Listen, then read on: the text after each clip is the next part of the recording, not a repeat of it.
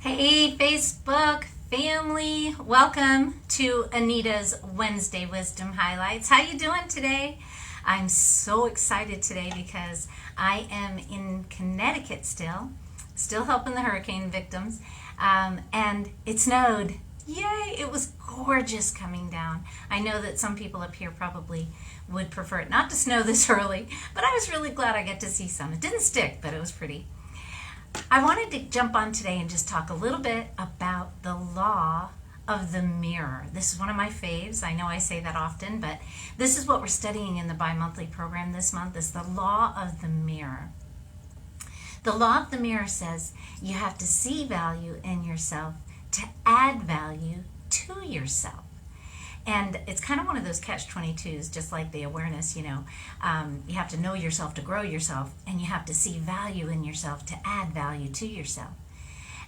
I wanted to talk today specifically about how important our self-talk is. This is one of the points that I bring out in the bi-monthly program on this law particularly, is our self-talk. We got to guard our self-talk. And in order to do that, we got to even be aware of what our self-talk is. We got to know what we're saying to ourselves to be able to even change it. This is a prime example. Most of my life, up until now, I've struggled with being late. That's what my question was to everybody. I want you to drop a comment. Are you late? Are you early? Are you on time? What's your normal way that you arrive at events or at work or for a particular time frame, an appointment of some sort? I've always struggled a little bit with being late. Not a little bit, a lot. But in the past few years I've gotten a lot better because I paid more attention to it. And I wanted to make the point that the way we speak to ourselves, the way we talk to ourselves, sometimes we're not even aware of it. It's automatic pilot.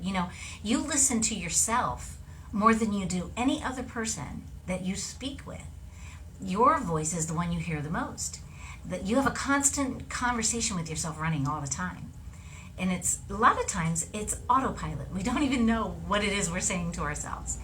And it's so important to pay attention to it because that's what dictates our behavior. What we don't realize is how much our self-talk directly influences our results, how we behave, what we do, our habits. And when I was little, I was always called the slow poke. I was slow. I tend to be a little more on the slow side, right? I don't move as quickly as some other people do. So I tended to be late occasionally.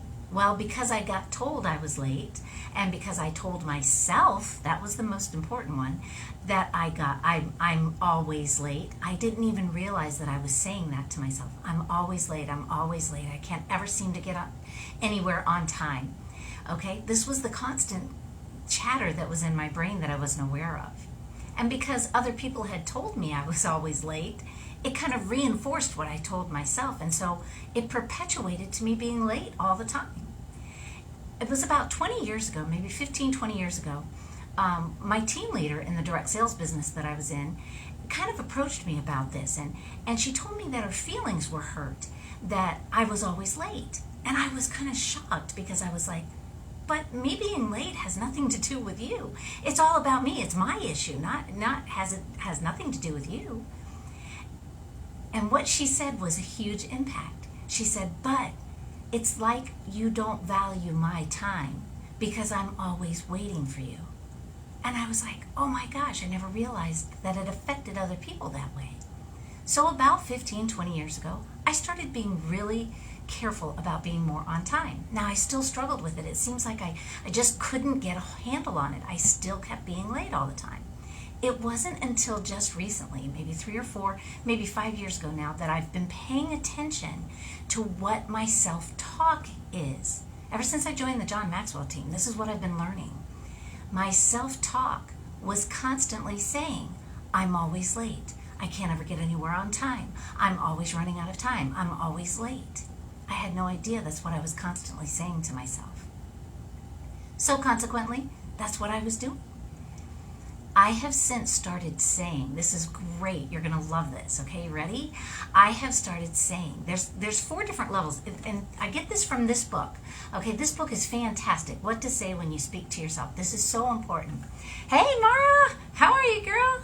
This book is so important. There's 4 different levels of our self-talk, and I'll let you read the book to figure it out, to learn the levels, but the best level is to say, I'm never late. I'm always on time. I always arrive at my functions on time. Now that feels like such a, it sounds like it's ironic, or it sounds dishonest because it's not true at first. But the more you say it, the more your subconscious picks up that directive and starts making it happen. So I've been paying more attention to being on time and saying to myself, I'm always on time. I'm never late. And it's funny because, because we are in such a habit, the people around us tend to, think of us in the same habit. They tend to see us in the same light that they always have. They kind of have, oh, Anita's always late, so they're just going to assume I'm always late. And you know what I found? Is that a lot of times they don't even notice when I'm not late.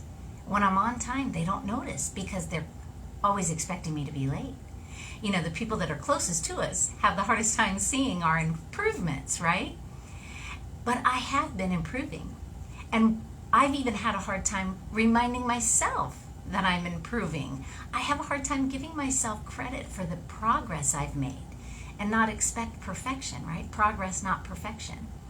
But I just want to encourage you today to jump on the bi-monthly program with us, because this is what we're talking about this month. You are going to love it.